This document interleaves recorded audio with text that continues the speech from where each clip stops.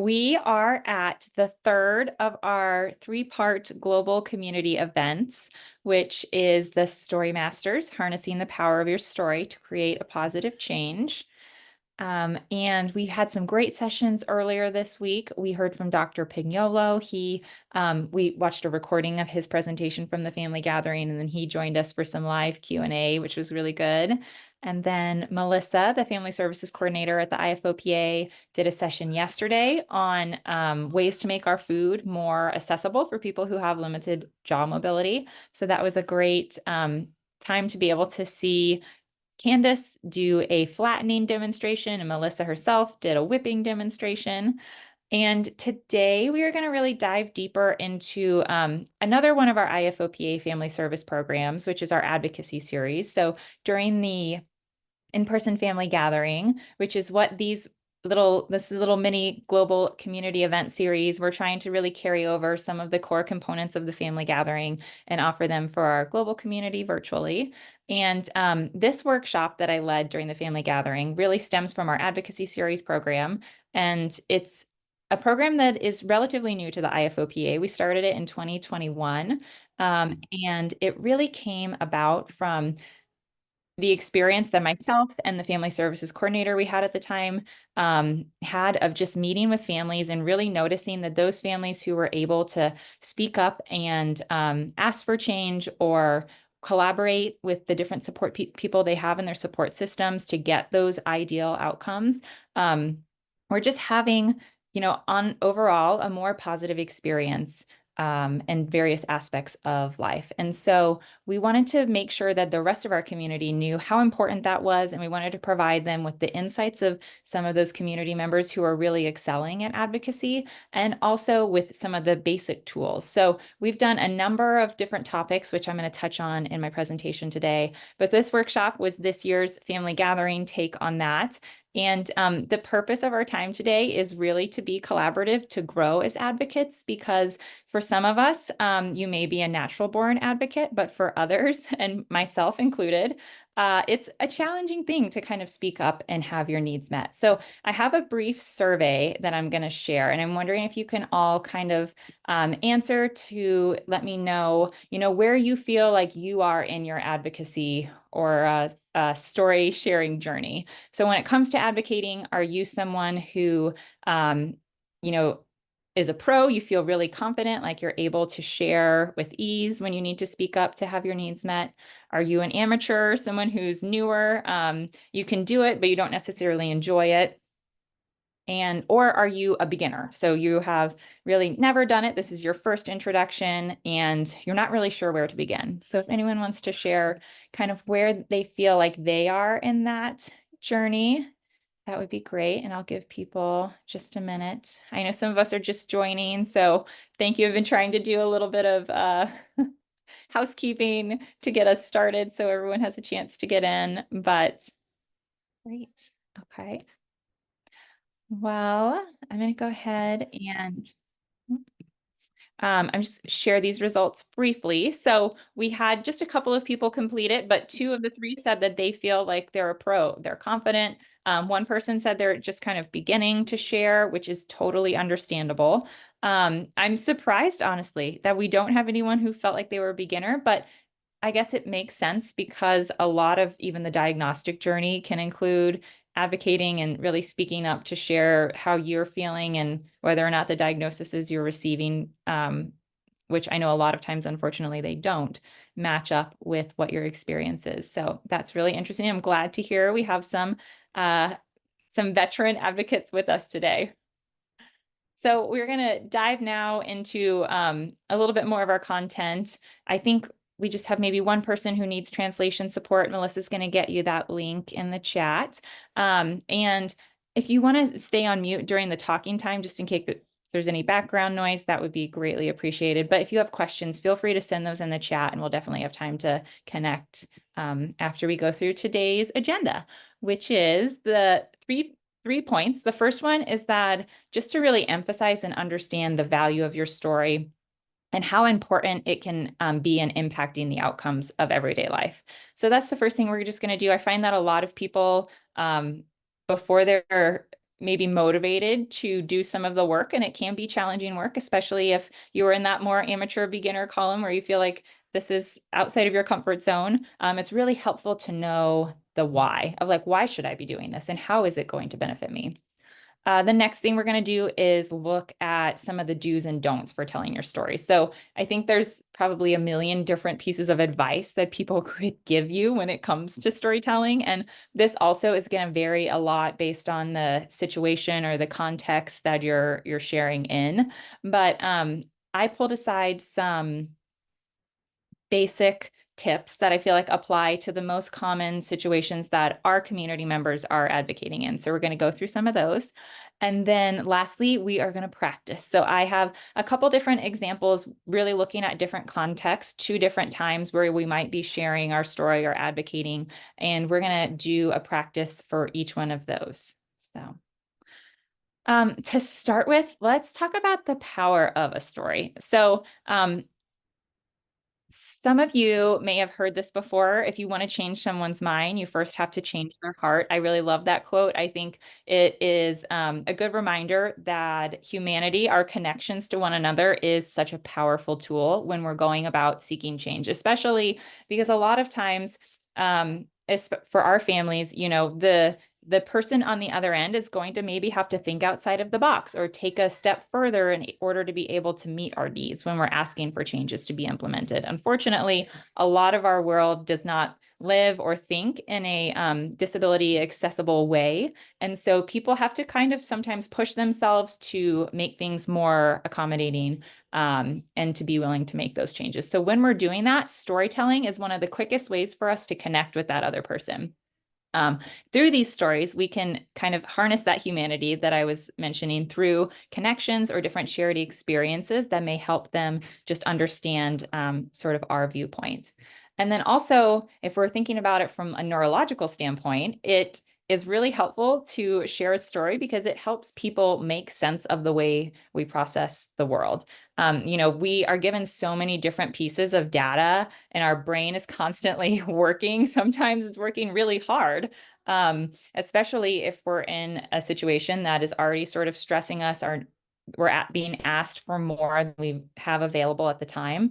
When you're telling your story to someone, if we can kind of share it in a story, a complete setting, it makes it a little easier actually for their brain to make sense of that and store that data in their mind. So, psychologically, we're always wondering, like, what is my story and how am I involved in the stories or the conversations I'm having with others? So when we can kind of have put the time and the effort into creating a really clear and concise, that's a hard point that we're going to come back to and talk about. But when we can create a clear and concise story, it makes it that much easier for the person that we're connecting with to be able to process it and hopefully get on board with what we're sharing. And I think that is what I wanted to cover for this first slide, but a few more important points that I wanted to touch on before we get into sort of the do's and don'ts and practicing is that for those of you who maybe came into this conversation thinking that there's so many people out there who have more history or experience or knowledge or have done the research. And those things are all really important. I'm not discrediting the value of that. But when it comes to sharing your specific story, you are the expert. So if you're advocating for something that's really directly impacting your everyday life, then you're the person who can best speak to how that restriction is impacting you and have confidence in that. So I would say if you're feeling a little bit nervous, just remember you're the expert of your own story, and that gives you, a lot of the significance that research or history experience could also bring to someone when they're speaking. And then what are the different times when we may be wanting to tell our story? So when can our story be a powerful factor? If we're wanting to inspire or motivate, teach, educate, connect, build relationships, promote values or specific goals, or evoke emotions or reactions, when I was sort of doing the research and looking at this list, which was for a broader storytelling audience, I thought, I think our families are still trying to do these things every day. If they're raising FOP awareness, they want to inspire people to learn more about it. If they're, advocating for their child's needs or their needs in a specific setting, they're going to want to educate and make sure that people understand FOP. So I think that even though these five, opportunities are all coming up in more general settings, they really do apply to our FOP advocacy as well. So I would say that, as long as you are going into conversations, remembering that you're the expert of your story and feeling like you have an important message to share, something that is, in your heart that you feel is really important, there's really no time when it's not appropriate for you to feel like you can speak up and advocate or share how something is impacting your own personal experience. So, oh, sorry, my photos covered a little bit of this, but I wanted to highlight that there are a lot of experts in the FOP community who are well-versed in sharing their story, and we've done different advocacy series topics in a variety of settings. This top one was advocating in the healthcare setting, advocating at all ages, so how we advocate from childhood into adulthood. Advocating in the career or the vocational setting. This one was about financial planning, our support system, and then driving and transportation. So you can see from this picture that there are lots of people in the FOP community who are really excelling. And not to say that every one of these people started off as an expert or is like the best version of the exact advocate they want to be at this point in time, but they've all started their journey and they're all learning. And they joined myself or another member of our family services staff to share about those in these community panels, which are all available on the IFOPA's YouTube channel. So I hope that if you're looking for some ideas of how you can grow in this role as an advocate or storyteller, that you'll go back and watch some of these, or if you're wanting to connect with these individuals, please do reach out to me, and I'd be happy to make a personal introduction. But I think it really does kind of emphasize and speak to how there are so many different opportunities for us to be practicing as advocates in our everyday life. Hey, Hope, I think you need to reshare your screen. We don't see your screen anymore. We see Oh, you, but not your okay. screen. Hold on. That's so funny. Did it just go away or can you There it see it goes. now? Thank you so much. Okay. Yes. Good. Thanks for letting me know. Okay. So could you guys all see that slide? Did you get a chance to get an idea of the community members? And again, these are on our website, the IFOPA website, under our Advocacy Series program. So you can see them all there as well. Okay. So now to kind of transition into the next topic, which is where we wanted to focus on a few specific do's and don'ts. And these, again, are sort of general, but I think that as we look at different situations, we can kind of find very practical applications for them. So in the do column, be honest and authentic. And that kind of stems from, having the confidence and remembering that you're the expert of your own story. But in order to really give that story, if we are the expert and if we're trying to really give our story a lot of validity, we need to sort of, some people say like crack open your chest or, be raw and don't be hesitant to share the real experience or the real you. So that flows well into the next point, which is that it's okay to make it personal. I think a lot of times, especially if we're advocating in a situation that is a little more maybe professional, or maybe it's with a school professional or a workplace environment, we have a tendency to want to maybe box up different parts of our life and keep them separate. But actually, if you're really wanting to share your story and to see this end goal met, it's okay to open up and to share, more personal aspects of your life and even to express emotion. Some people see, I choke up when I talk about this topic, or I get teary-eyed. And I think as a culture, sometimes we have a tendency to want to suppress those vulnerable emotions. But when we're sharing our story, our ability to really let those come through adds validity and just makes them more authentic. So don't be afraid to express emotions and share those sometimes more personal details.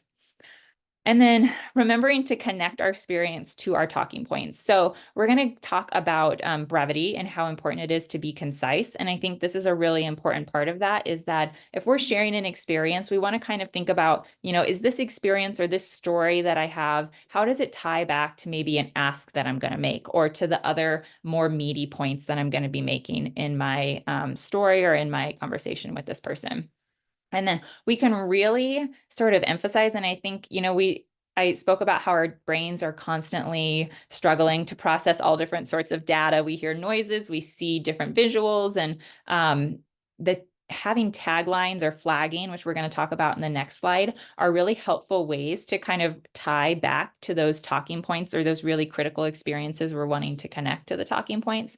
So having a tagline or having a reminder that you share with someone and then repeating that and making it a really important part of your story is important. Some of the don'ts, so just on a very basic level, and not that any of us do this, but I think it's a good reminder to keep just in the back of your mind, maybe, is that when we're starting to, develop this relationship and have this dialogue with another person, the last thing we want to do is to go negative, right? Like if we shift to this critical viewpoint, it can a lot of times sort of turn off that other person because they want to come into a productive, positive conversation, and they want to keep that dynamic very open. And if we, automatically, or if we kind of spiral into more of a negative tone or a negative viewpoint, that can kind of shut them down from that collaborative nature that we're wanting to maintain. So trying to avoid the negatives, and just really sticking to the facts of something. And to not get distracted. That ties back, I know, to connecting to our experiences and to brevity, which we're going to talk about more, but it is so important when we're looking at sharing our story as a whole, especially when we're looking to have changes made, is really just to think about each thought as, is this related to the ask that I'm going to make? Or is this related to the story or the impact I'm hoping to have? And I think sometimes, we wonder if if it's impactful, and we can have a hard time making that decision on our own. So we're going to talk about the importance of having others review our story if it's a situation where we have that time and the context to be able to put the forethought into it. Others can kind of help us make that decision as well about whether something is really connected or maybe it's a little unrelated to the topic at hand. And then lastly, don't make accusations, don't make assumptions. That kind of ties into the negativity because a lot of times those tend to be negative, but they can be positive as well. And we want to set a positive tone, but we don't want to naturally assume that someone has a specific viewpoint, negative or positive, because that can a lot of times alienate the other person and make it a little more difficult to keep everyone on the same page as you're continuing in your story. So really when it comes down to, I guess, the method of delivery, we want to get our message in really early and really succinctly. Keeping it brief, remembering that less is more. And then, as I mentioned, flagging our main points. So flagging is, coming back to sort of having your tagline, so to speak. It's a way that we can kind of draw someone's attention to that thing that we're trying to really run throughout our story. So whatever that key point is, if we use term or phrases like, the most important thing to take away, or this all boils down to, and we integrate those throughout our story, it's going to reinforce and remind the person that this is the really important part that we're hoping um, to, to share. And I think, when we look at the different dynamics or the different situations where we may be sharing our story, it can be really hard to know how much time we're going to have or how much of our story we're going to be able to get through. And so I would say, going into a conversation, you may be thinking, I have all of these really important things I want to share. And then as you're going, you find that the person you're talking to is really looking for more of like a salad when you brought like the Thanksgiving feast. So how can you pare down your story to give them that smaller bit of time?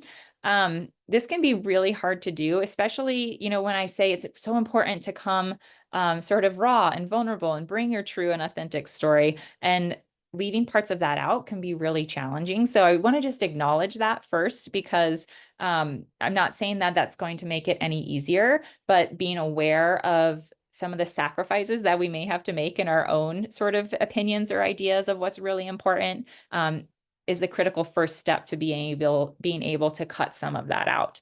But when you are looking to determine the length of your story, what are the factors that are going to influence that? The first thing is, the purpose. If the purpose of your story is just to kind of raise a little awareness about FOP, or spread the word with people who aren't maybe going to be critical parts of your support system moving forward, then you might not want to invest or have the time to invest as much of your energy in that story. So I just think, that's one important factor to consider. Your audience is another one. The context that you're sharing it in, and then the content you're sharing, sorry, and then the context you're sharing it in. So knowing how to really balance all of these different things to make sure that your story is engaging, but can be delivered in the time you have is an art. And I would say that that is something that, a lot of people who are starting out in storytelling really struggle with. And that's part of what makes our stories a little bit maybe less effective or less impactful in the beginning. But the more you go, and also the more you different opportunities you have to share a story, the more feedback you get, the more helpful and impactful your story is going to become. So remember that not only does being brief help keep the interest of our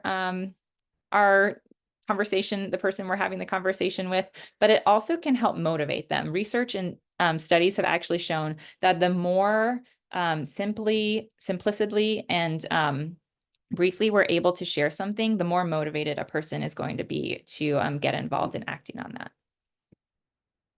So the first part of our practice session that I wanted to do together is an elevator speech.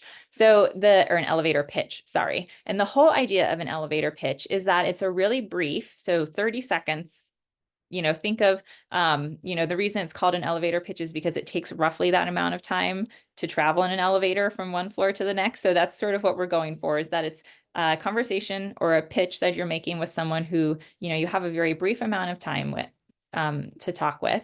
And there are a few key components of a classic elevator pitch. So you're going to want to introduce yourself, right? And I think for a lot of people with FOP, they know how important it is to identify themselves outside of FOP. So they're not just a person with FOP or the caregiver of a person with FOP. First, they are, maybe there's someone who works and is really passionate about their job. Maybe there's someone who volunteers and really loves their animals, or maybe they're a sister or a brother or a mom or a dad. And so introducing yourself as a person first, getting across a key point or two. And for our example or situation at hand, we're going to be talking about FOP, and then making a connection, or sometimes it's an ask with that person, for that person to have some sort of action item to follow up on.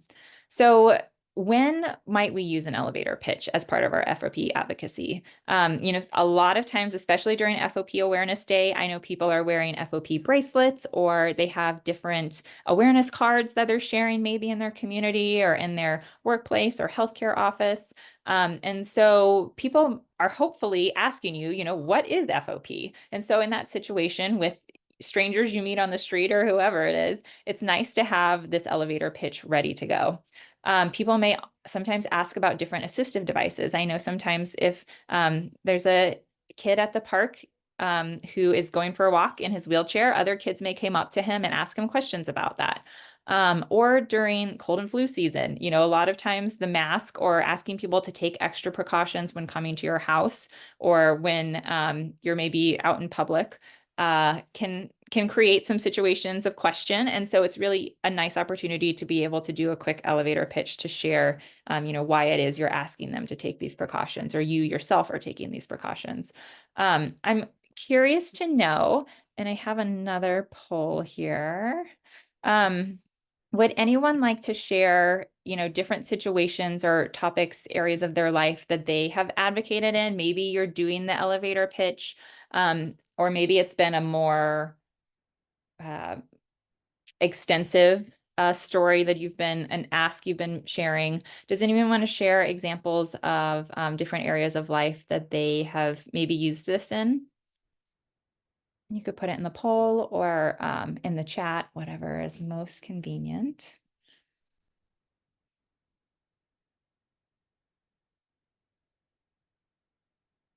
People just a chance.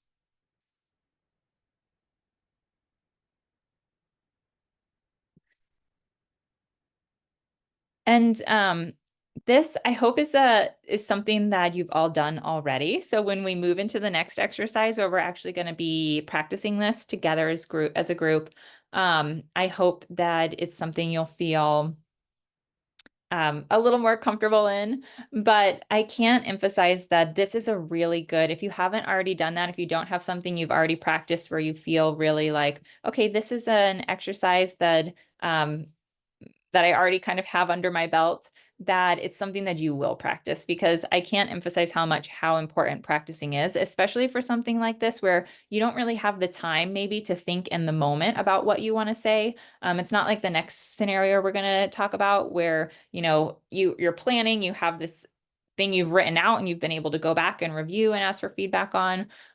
This is something that's really sort of like a one and done situation a lot of times. And so in that scenario, it's really helpful to have practiced it. And maybe it's something you do just at home in front of a mirror. Maybe it's something you practice with your immediate family or with your close support network, but really to have this kind of in your pocket and ready to go, so that you can use it with relative ease in these situations. Okay. So that's what I would love to do now, is to, you know, take some time if you can, take notes on your computer, or if you want to write something down, or if you're the kind of person who can just store it all in your brain, that's good as well. But I'd like for us to kind of think about in this three-step process. For the first step, share who we are. So if you want to make a list of the things that make you you, you may choose share different parts of your identity. And this might vary also, of course, depending on the situation that you're having this conversation with someone in. So if you're just meeting someone in the elevator, out at a restaurant or a store, you're going to share pretty brief, vague information about yourself with a stranger. But if it's with someone maybe in your neighborhood at the community park that you go to all of the time, or if it's someone in your doctor's office that you have a chance of seeing at future visits, the receptionist or a nurse, you may want to put different details into that. So I know that it is hard to come up with a list for every situation, but if you want to jot down a few things that make you you, and then sharing next about what FOP is. So especially for members of our community who are sort of experts in in our diagnosis, it can be hard to just focus on a few things. But the person who you're talking to is really not going to have probably the bandwidth to take in a lot of details about FOP. So really just sticking to the most important facts for you about FOP to share and highlight. And then lastly, to think about, like, how can this person support you? So what might your interaction with this person look like in the future? You may never see them again. And with an elevator pitch, that's, I think, pretty common. But if you are going to be asking to make this connection, you want to have some sort of impact or some sort of task that they can move through on. And so, whether it's something as simple as like, can you tell a friend about FOP to help spread awareness? Or can you visit the IFOPA to learn more? Like, what sort of ask or support are you going to be thinking of in the end?